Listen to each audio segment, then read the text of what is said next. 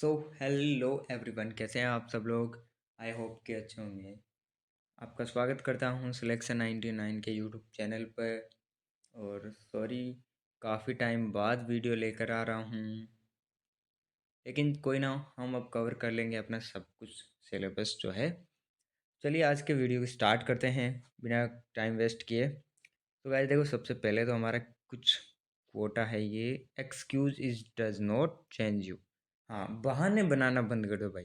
देखो, बहाने जब तक बनाओगे ना, तब तक लाइफ में कुछ नहीं होगा, सीधी बात है ना। ठीक है, चलिए नेक्स्ट स्टार्ट करते हैं वीडियो को जितना जल्दी हो सके। एंड यहाँ पर एक मिनट कुछ इश्यूज आ रही है। ओके ओके ओके, ठीक है। सबसे पहले हम जो टॉपिक पढ़ने वाले हैं वो हमारा राजस्थान का परिचय व नामकरण। ठीक है, ये आज की कंप्लीट जो क्लास है वो इसी पर डिपेंडेड होने वाली है कि राजस्थान का परिचय क्या है। कुछ देखो, क्योंकि जैसे घर बनाते हैं तो सबसे पहले इम्पोर्टेंट होती है उसकी नींव को मजबूत बनाना। और ये सामान्य परिचय और नामकरण हमारे एग्जाम में पूछे भी जाते हैं इसमें से। तो इवन 1 नंबर का जो है वो 1 मार्क्स का क्वेश्चन हमेशा ही आता है लगभग।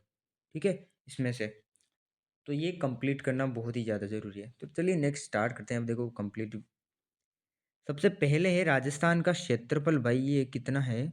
राजस्थान का क्षेत्रफल है 3,42,239.74 वर्ग किलोमीटर। ये आगे पॉइंट 74 याद करने की जरूरत नहीं है, आप इतना याद रख लेना, 3,42,239 वर्ग किलोमीटर। देखो, इसको भी मैं एक आपको तरीके से समझाने की ट्राई करता हूँ। ओके, थोड़ा सा आगे चलते हैं हम यहाँ पर। एक मिनट,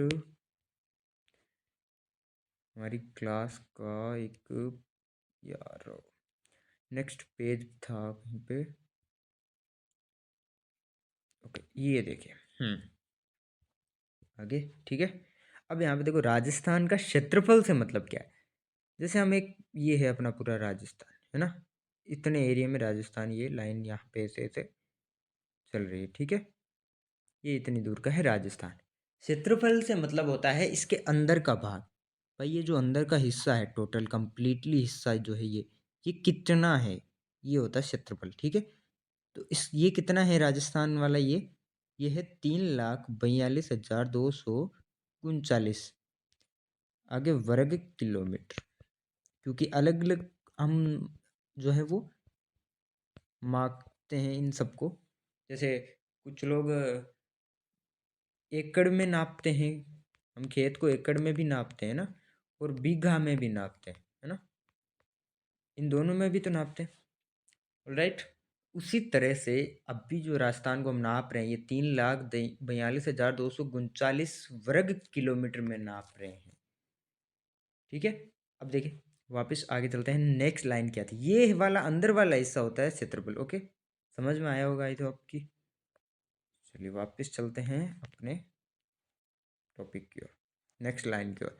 नेक्स्ट लाइन है कि राजस्थान की कुल भौगोलिक सीमा 5,920 किलोमीटर। अब यहाँ पे देखो किलोमीटर है, ना कि वर्ग किलोमीटर। किलोमीटर है अर्थात, बोलते हैं ना किलोमीटर, भाई इतना किलोमीटर चल चुके हैं हम। ठीक है, वो वाला किलोमीटर है।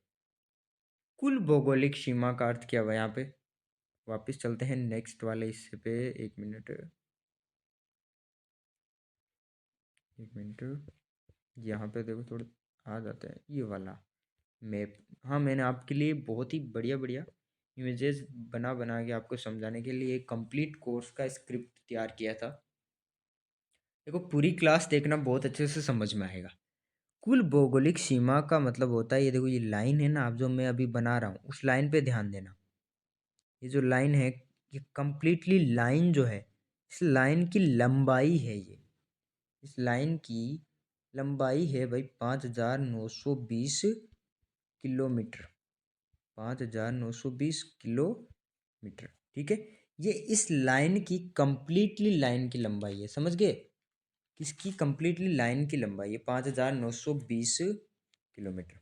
किस लाइन की? ये जो मैंने अभी बनाई है ना, ये वाली है ना, इस लाइन की। ओके, अब यहाँ पे देखो, कुल भौगोलिक सीमा हमें पता चल गई है। ठीक है, यानी कि ये इतनी कंप्लीटली लाइन है जो कि राजस्थान की एक रेखा बना रही है भाई, ठीक है।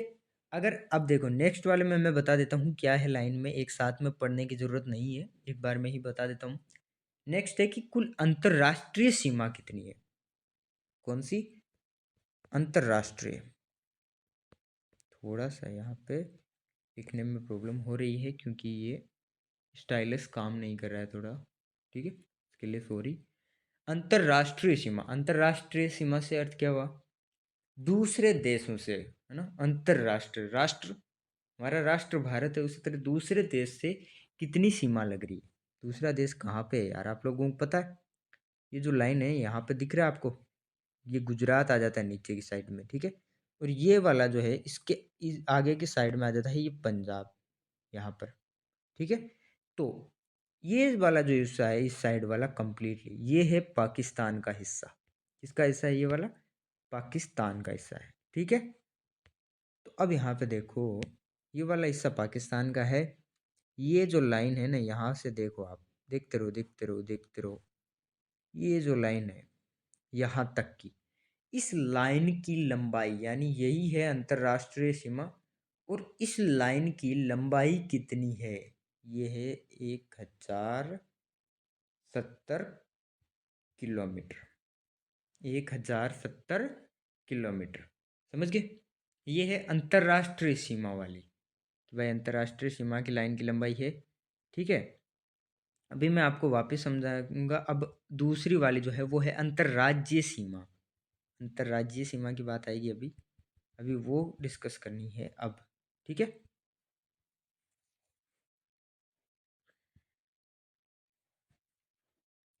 एक मिनट,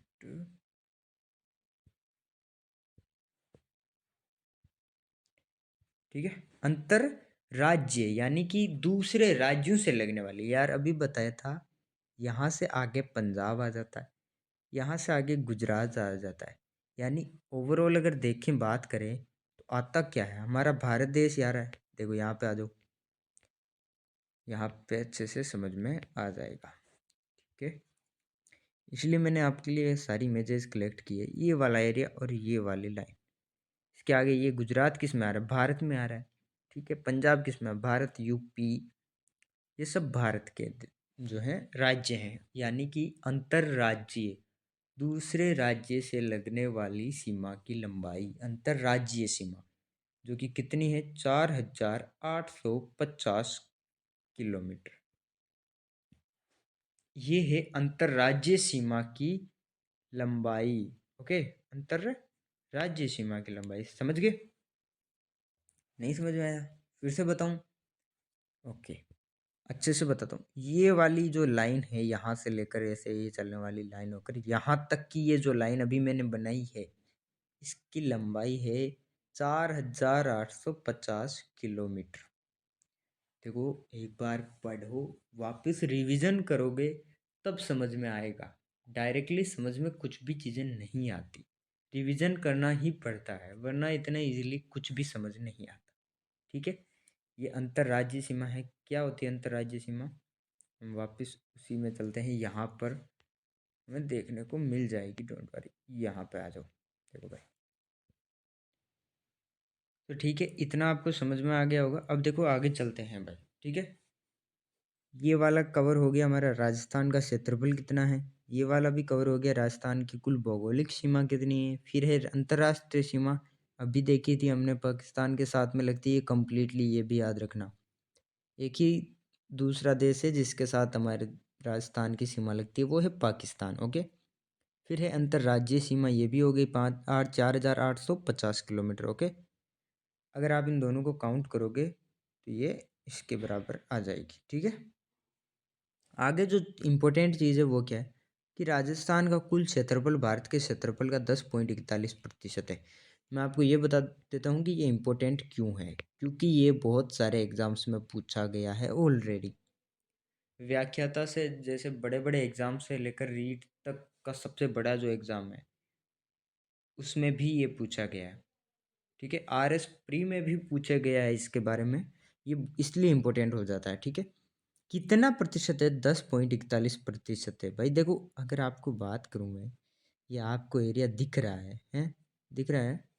ये आपको कंप्लीटली एक एरिया दिख रहा है ना? अरे क्या भाई?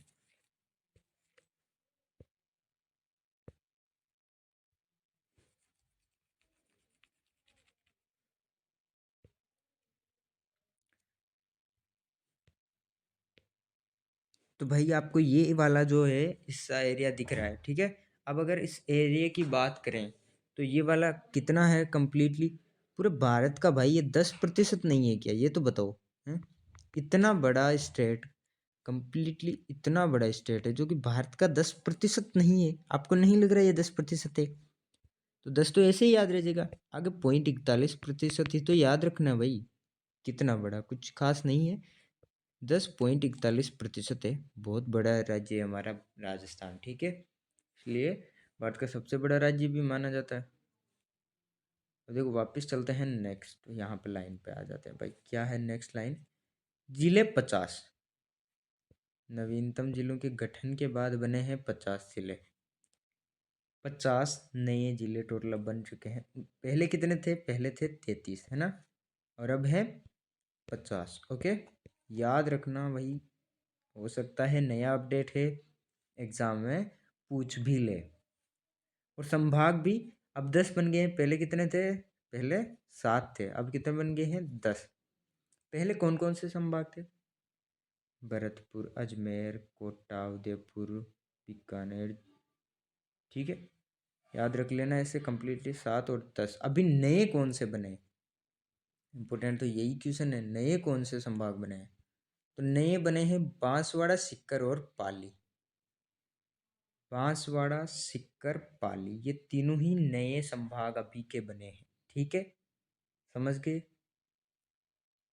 देखो ये अभी जो मैंने पढ़ाया है ना, इतना यहाँ से इम्पोर्टेंट जो क्वेश्चंस बन सकते हैं वो क्वेश्चंस कौन कौन से, मैं आपको एक बार ये बता देना चाहता हूँ कि कौन कौन सा क्वेश्चन यहाँ से बन सकता है भाई, ठीक है।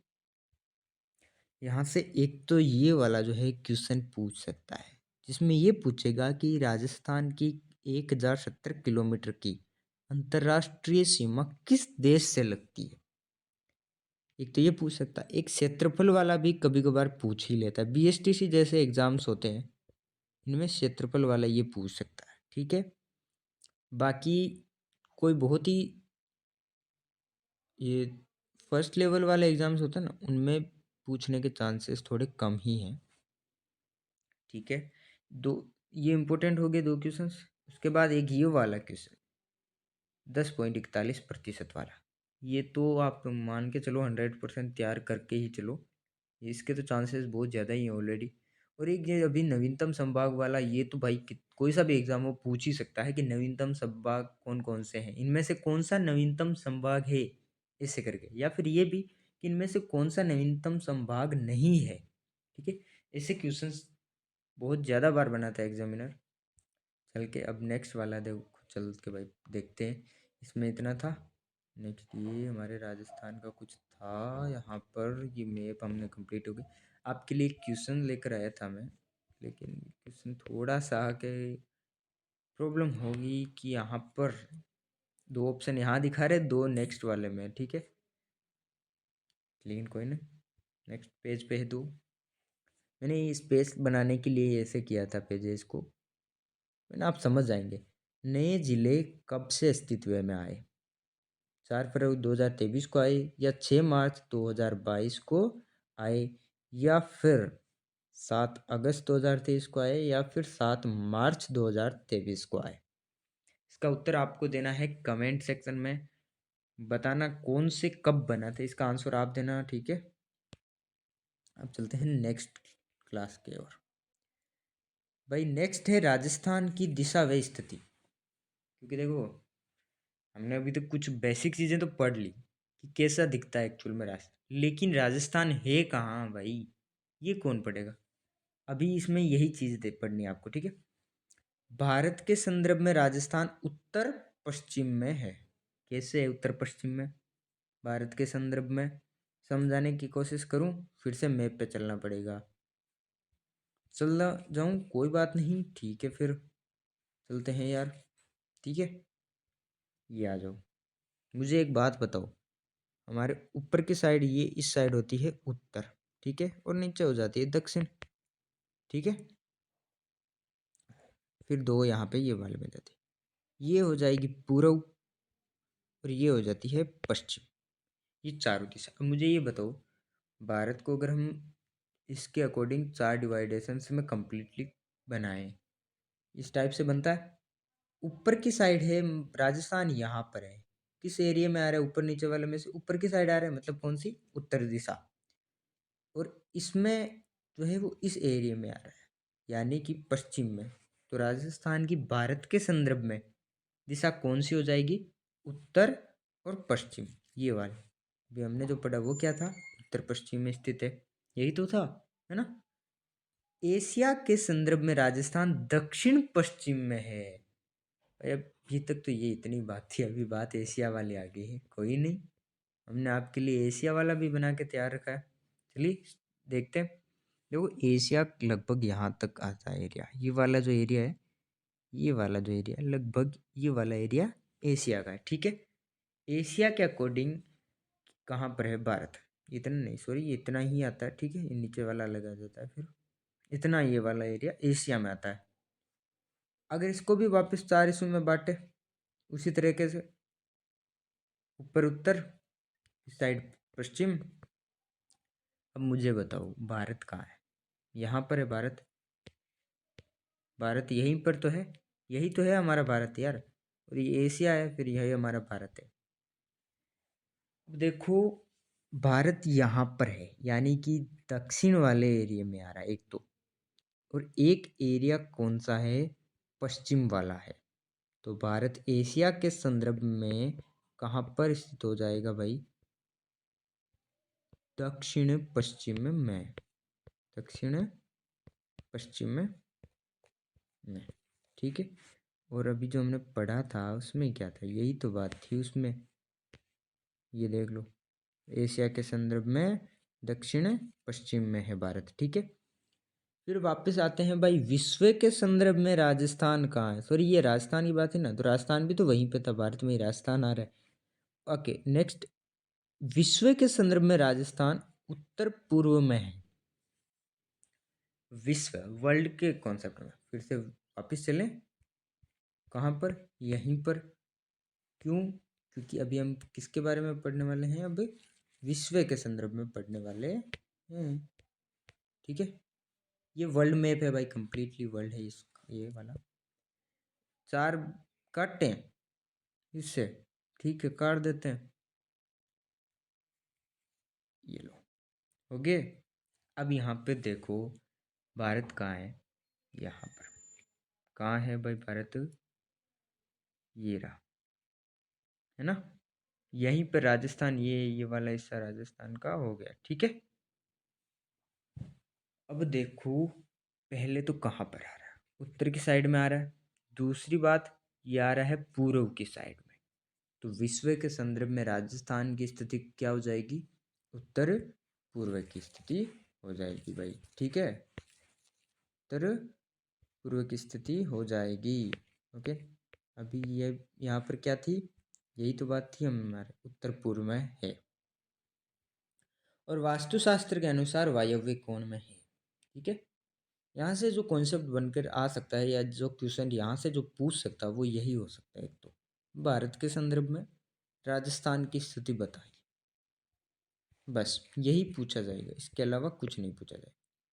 मुझे देखो, यहाँ पे एक कुछ लाइन मैंने एक लिखी हुई है, वो क्या है, अल्फ्रेड वेगनर द्वारा 6 जनवरी 1912 को, 6 जनवरी 1912 को जर्मनी में महाद्वीपीय विस्थापन का सिद्धांत दिया गया। महाद्वीपीय विस्थापन का सिद्धांत क्या था कि हमारे जो भूमि के अंदर की जो प्लेटें हैं, वो जब विवर्तनी, आपने पढ़ा होगा, प्लेटें विवर्तनीकरण, यानी प्लेटें खिसक कर अपनी जगह बदल लेती है। उसके अनुसार महाद्वीपीय, अल्फ्रेड वेगनर ने ये बोला था, एक महाद्वीपीय विस्थापन यानी कि विस्थापन का सिद्धांत जो है वो दिया था अल्फ्रेड वेगनर ने, ओके। कब दिया, 6 जनवरी 1912 को जर्मनी में, ठीक है। अब इस सिद्धांत के हमारे भारत पर क्या इफेक्ट पड़ा है भाई, जर्मनी में दिया था। भारत से क्या रिलेशन, अभी बता दे। महाद्वीप विस्थापन हमारी भूमि के अंदर की प्लेटों का जो है वो विवर्तनीकरण था कि प्लेटें खिसक कर बदल गई थी टाइम के साथ साथ। बहुत ज़्यादा टाइम लगा, आपको पता है भाई। 4 कुछ बिलियन साल बोल रहे हैं कि धरती को, अभी तक धरती विकास कर रही है खुद का। 4 बिलियन साल हो गए आज। तो इसके अकॉर्डिंग तो ये भी है भाई, देखो इस सिद्धांत के अनुसार उत्तर पश्चिमी मरुस्थलीय प्रदेश टेथिज सागर का अवशेष है। टेथिज, यहाँ पे टेथिस था, थोड़ा प्रिंटिंग में प्रॉब्लम हो गई है कि एक कौन सा एरिया, उत्तर पश्चिमी मरुस्थलीय प्रदेश, और ये पूर्वी मैदान में प्रदेश, पूर्वी मैदानी प्रदेश, पूर्वी मैदानी प्रदेश भी टेथिस सागर का अवशेष है। ये जो उत्तर पश्चिम में, यानी ये हमारे जो जैसलमेर के ये थार का मरुस्थल भाई, जहाँ पर सोच के देखो, कभी एक समय था जहाँ पर महासागर बहा करता था, आज वो सूखा पड़ा है, वहां पर एक पानी की बूंद तक नहीं हासिल हो पाती। ठीक है, वहां पर कभी समय था जब एक महासागर, बहुत ही बड़ा महासागर बहा करता था, है ना। बोलते हैं ना, समय को कुछ नहीं कह सकते, कब बदल जाए किसी को नहीं पता। तो वही बात है। और पूर्वी मैदानी प्रदेश ये भी उसी तैतीस सागर का अवशेष है। तो फिर एक बात बताओ, आप पूछोगे ये तो सब ठीक है, लेकिन जो फिर अरावली पर्वत वगैरह ये वाले जो एरिया हैं, ये किसके अवशेष हैं? अभी उन्हीं की बात होनी है अब आगे। हाड़ौती का पठार और अरावलीय पर्वतीय प्रदेश गोंडवाना लैंड के अवशेष हैं। जैसे कि वो टेथिस सागर के अवशेष हैं, उसी तरह से हाड़ौती का पठार और अरावली पर्वतीय गोंडवाना लैंड के अवशेष हैं।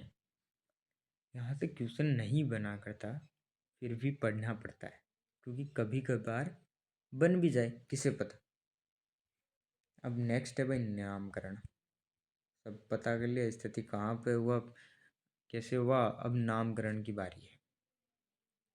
हमारा एक ग्रंथ है, सबसे प्राचीन ग्रंथ जिसको बोला जाता है वो है ऋग्वेद। ठीक है, ऋग्वेद का क्या है कि ऋग्वेद में राजस्थान का ब्रह्मव्रत नाम मिलता है।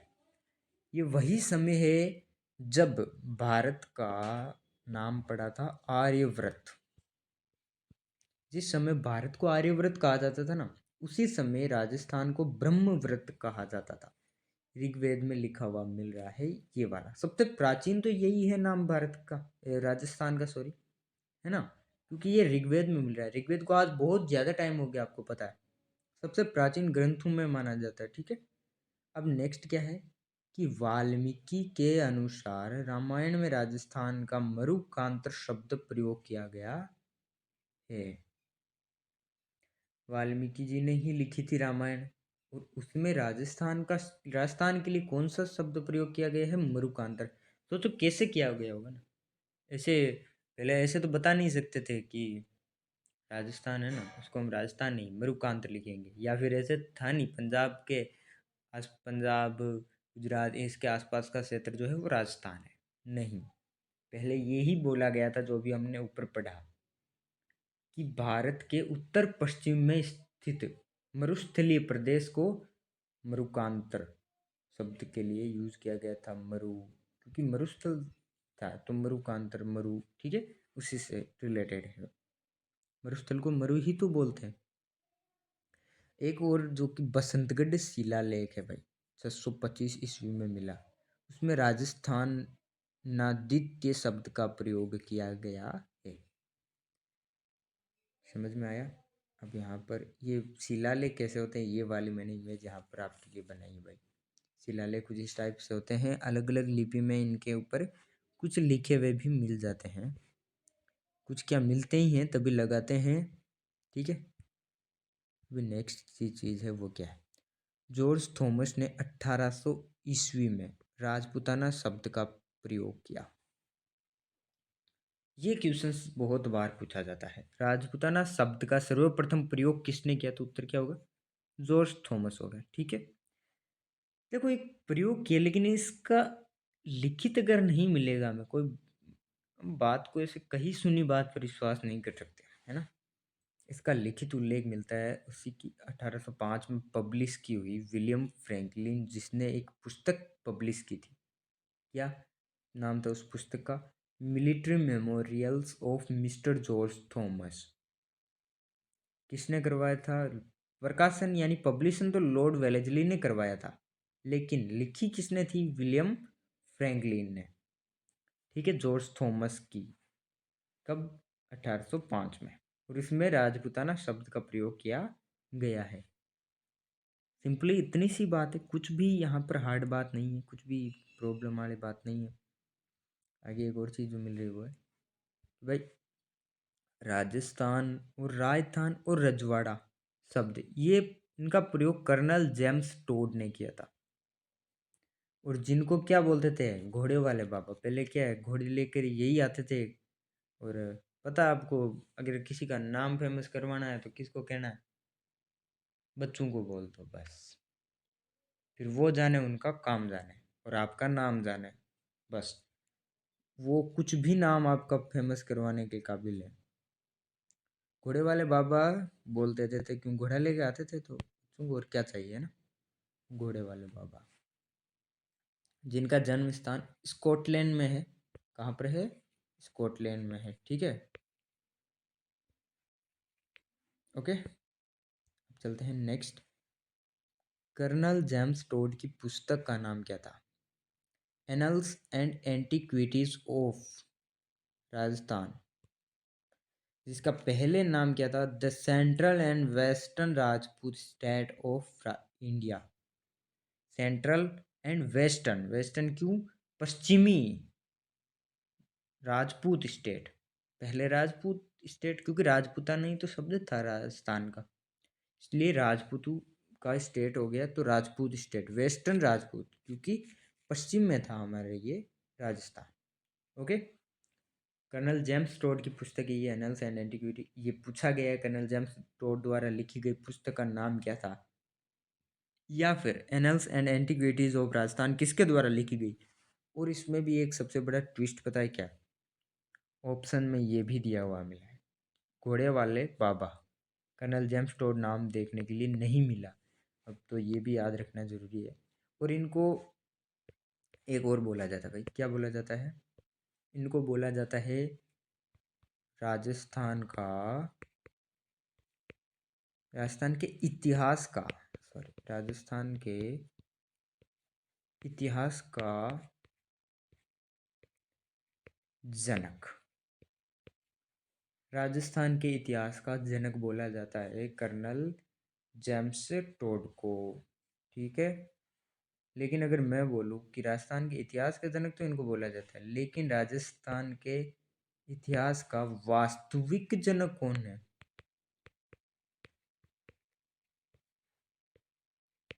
इतिहास का जनक तो इनको बोला जाता है, वास्तविक जनक किसको बोला जाता है भाई? बताओ। वो है हीराचंद ओझा। हीराचंद ओझा को वास्तविक जनक बोला जाता है भाई। ठीक है, ये याद रखना, आगे काम आएगा, आपके लिए इम्पोर्टेंट भी है। ठीक है, समझ में आ गया? क्वेश्चन कहाँ से पूछा जा सकता है? ये पूछे जाते हैं, ये वाला भी और ये वाला भी पूछे जाते हैं ये क्वेश्चंस, याद रखना। चलो नेक्स्ट चलते हैं भाई। ओके। हाँ, अभी तो नामकरण के बारे में बात चल रही है, तो चलते हैं आगे, देखते हैं भाई क्या मामला है और कैसे है। राजस्थान शब्द का सर्वप्रथम प्रयोग मुहनोत नैन्सी, जानते हो ना मुहनोत नैन्सी कौन थे? राजपूताने के अबुल फजल कहे जाते थे ये, उन्होंने किया था। हालांकि ये पूर्ण रूप से स्पष्ट नहीं है, क्योंकि अभी तक कंफर्म लिखा हुआ कहीं पर नहीं मिला है, जबकि बोल रहे हैं कि राजस्थान शब्द का सर्वप्रथम प्रयोग मुहम्मद नैन्सी ने किया था, लेकिन पूर्ण रूप से स्पष्ट नहीं है। और मुहम्मद नैन्सी को राजपूताने का अबुल फजल कहा जाता था। अबुल फजल कौन था? अकबर का दरबारी कवि, जिसने अकबरनामा, बहुत सारी किताबें लिखी है। और वो क्या है, साहित्यिक कवि जो है वो था अकबर का। ठीक है, याद रखना। और ये जो मैंने यहाँ पर तो लिंक ओपन नहीं हो रही, लेकिन जहाँ जहाँ पर आपको ये रेड डॉट मिल रहे हैं ना, वहाँ ये रेड नेम मिल रहे हैं ना, वहाँ पर क्या होगा, मैं आपको अभी लिंक दे दूंगा इस पीडीएफ की। वहाँ पर जब आप क्लिक करेंगे तो आपको एक कम्प्लीटली उनके बारे में डिटेल वाला एक पेज ओपन होकर दिखाएगा। वहाँ पर आपको देखने को मिल जाएगा कि एक्चुअल में मुनोत नैन्सी कौन थे, अबुल फजल कौन थे, जैसे आपको कम्प्लीटली देखने को मिल जाएगा। तो ट्राई करूँगा जितना हो सके 3D एनिमेशन के थ्रू समझाने की। क्या है कि जो हम देखते हैं वो ज़्यादा याद रहता है बजाय हम सुनने के वगैरह। अब आगे चलते हैं, राजस्थान के प्रतीक चिन्ह।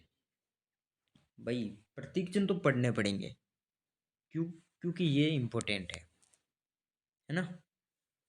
इसमें सबसे इम्पोर्टेंट है, जैसे जैसे क्रम वाइज ही मैंने लिखा है। सबसे पहला है खेजड़ी।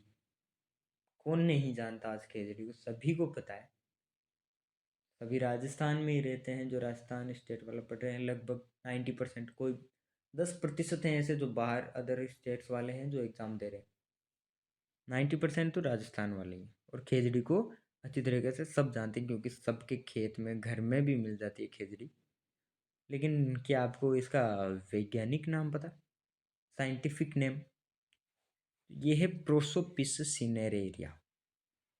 क्या है, प्रोसोपिस सिनेरेरिया। और इनकी कोई ट्रिक नहीं है, आपको इनको याद ऐसे ही रखना ही पड़ेगा। आपको इनको खुद से ट्रिक बना सकते हो, कोई अच्छी सी बने तो, क्योंकि खुद की बनाई हुई ट्रिक ज़्यादा याद रहती है, वरना कोई ट्रिक याद नहीं रहेगी भाई। खुद से ही बनाओ, वही याद रहेगी। ठीक है, अब देखो इसका घोषित वर्ष क्या था, यानी कब इसको घोषित किया गया कि ये खेजड़ी जो है, क्या है खेजड़ी हमारा, एक बार ये बताओ मुझे। खेजड़ी हमारा राज्य वृक्ष है भाई। केजरी राज्य वृक्ष है राजस्थान का। लेकिन ये बात कब बोली गई, इसके बारे में ये घोषित वर्ष 31 अक्टूबर 1983। एक और चीज़ बता देता हूँ, इसी दिन क्या हुआ, ये याद रखना। एक बार आप पॉइंट इसको स्टार बना देता हूँ, ये याद रखना। अभी आगे सेम ही डेट का एक और चीज़ बनने वाली है, क्या बनने वाली है वो भी बताऊँगा। खेजड़ी के उपनाम क्या क्या हैं? खेजड़ी के उपनाम है थार का कल्प वृक्ष, शमी, जांटी, शिमलो, छोकड़ो। छोकड़ो ठीक। थार का कल्प वृक्ष क्यों बोलते हैं भाई, राजस्थान एरिया को तो थार ही बोले लगभग। वास्ते थार में कल्प वृक्ष, वो जो हर इच्छाओं की पूर्ति करता हो। और हमारे खेजड़ी जो है वो हर इच्छाओं की ही पूर्ति करती है।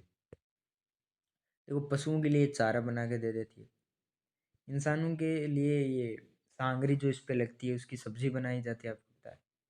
और कोई राहगीरी हो या फिर कोई और हो तो उसके लिए छाँव भी देती है अच्छी वाली। ठीक है, इसीलिए इसको थार का कल्पवृक्ष बोला जाता है। फिर हो गई समी, जांटी और सिमलो और छोकड़ो, ये भी बोले जाते हैं, ये भी याद रख लेना। खेजड़ली दिवस कब मनाया जाता है? 12 सितंबर 1978 के बाद प्रतिवर्ष मनाया जाता है। यानी कि ये वाली जो डेट है इसके बाद हर दिन मनाया जाता है। पहले तो हर दिन नहीं मनाया जाता था, लेकिन इसके बाद हर दिन ही मनाया जाता है। ठीक है, समझ गए होंगे। देखो भाई खेजड़ी सब सही है, चल रहा है, सब हो रहा है, लेकिन एक प्रॉब्लम है अभी खेजड़ी के ही। क्या? दो कीड़े हैं, एक का नाम है सेलेस्ट्रेना नामक कीड़ा है, और एक है ग्राइकोट्रामा नामक कवक है। एक कीड़ा है और एक कवक है। ठीक है, इन दोनों की वजह से ये खेजड़ी में बहुत सारी प्रॉब्लम्स आ रही हैं। इनका भी कुछ होगा ही। ठीक है, टाइम के साथ में। अब आगे चलते हैं नेक्स्ट, गोडावन।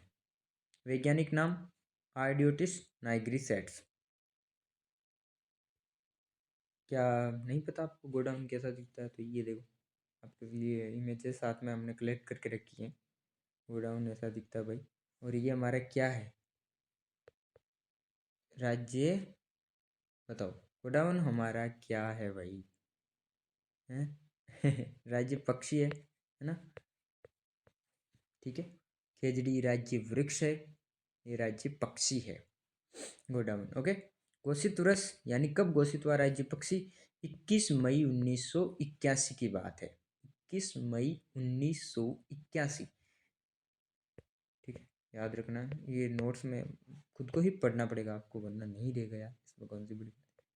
उपनाम माल मोरड़ी भी बोलते हैं, उकना पक्षी बोलते हैं, सोन चिड़िया बोलते हैं, शर्मिला पक्षी और ग्रेट इंडियन बस्टर्ड, ये थोड़े इंपॉर्टेंट है, ग्रेट इंडियन बस्टर्ड वाला।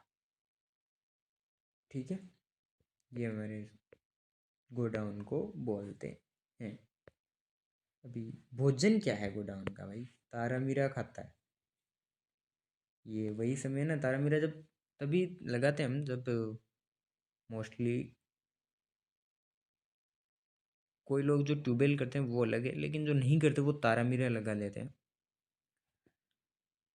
और तारामीरा जो है गोडाउन ही खाता है। ठीक है, भोजन होता है गोडाउन का। अभी नेक्स्ट है थर्ड नंबर चिंकारा।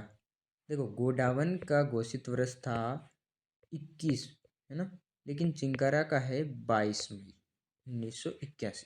बाकी सब सेम है, 21 और 22।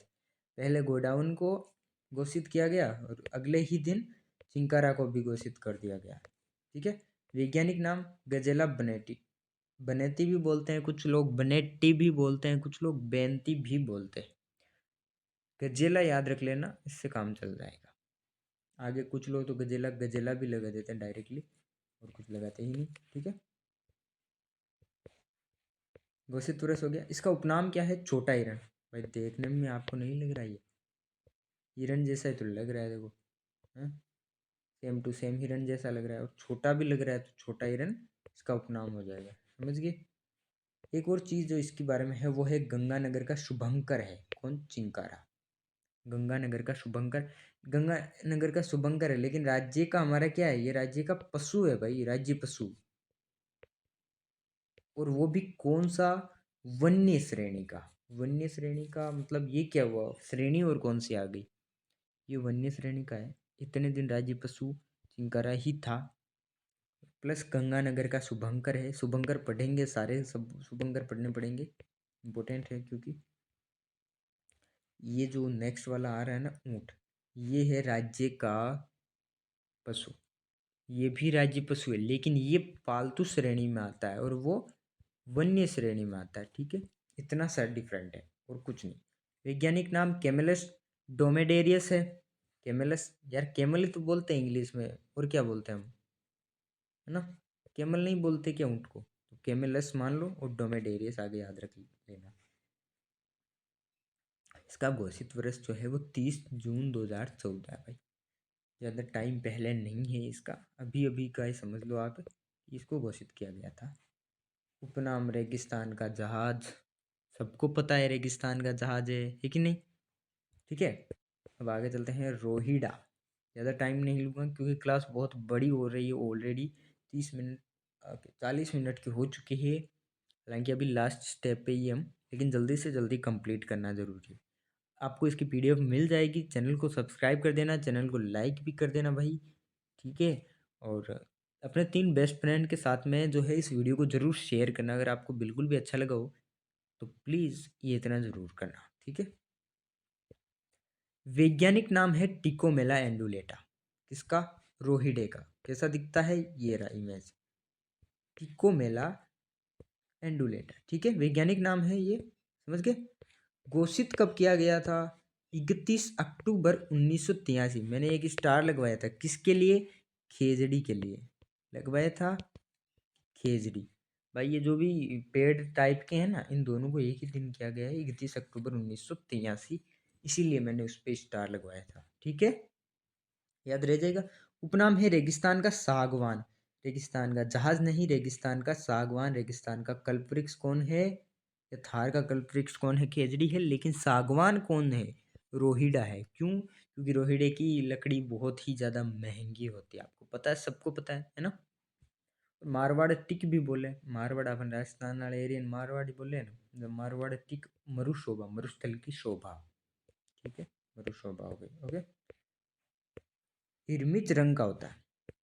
हिरमिच रंग कैसा होता है, ये मैंने इसीलिए इस को नाम भी, ये इर्मिच रंग भी इसी कलर में लिखा है। लगभग ऐसा ही कलर होता है इर्मिच, देख लो यार आप लोग, है ना, देखने को मिल रहा है। ये यहाँ पे देखो फूल ही लगे हुए हैं, ये इर्मिच रंग का होता है। ओके, इसका फूल है ना, इर्मिच रंग का होता है। फूल कब खिलता है? चैत्र माह में, मार्च अप्रैल को टाइम हो ना जो ना, इसे फूल खिलवा लागे यार, बढ़िया फूल है इर्मिच कलर को, यानी को शो कलर हुए।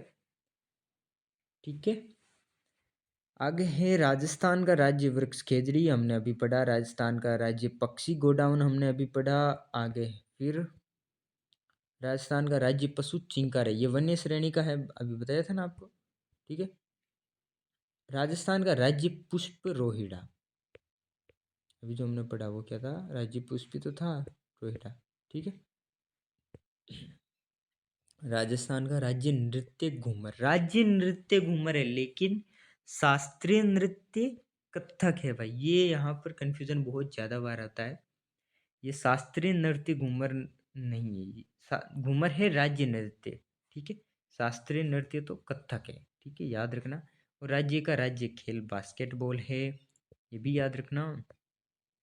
आगे, बास्केटबॉल को कब घोषित किया गया? 1948 में, हमारे स्वतंत्रता के जस्ट एक साल बाद में राज्य खेल घोषित किया गया बास्केटबॉल को, राजस्थान का।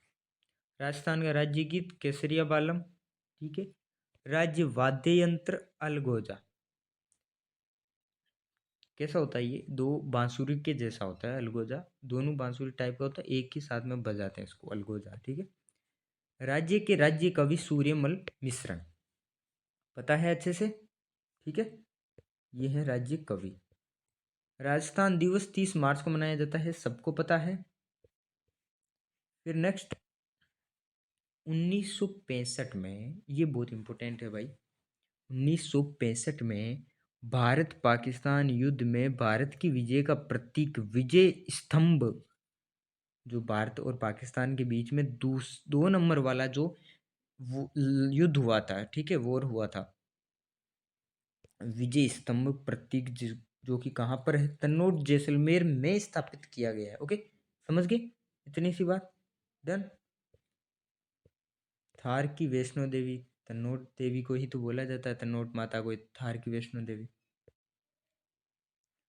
राजस्थान की मोनालिसा बनी ठनी, मोनालिसा ये एक पेंटिंग है भाई, मोनालिसा की पेंटिंग है ना, उसमें क्या होता है कि आप उसको खुशी में देखोगे तो आप वो हंसती हुई दिखेगी, और आप अगर उसको सैड होकर दुखी होकर देखोगे तो वो आपको रोती हुई दिखेगी। ये है राजस्थान की मोनालिसा बनी ठनी। ठीक है, गांधी के 5वें पुत्र लाल बजाज, ये सच में पुत्र नहीं थे, गांधी जी इनको अपना पुत्र समझते थे।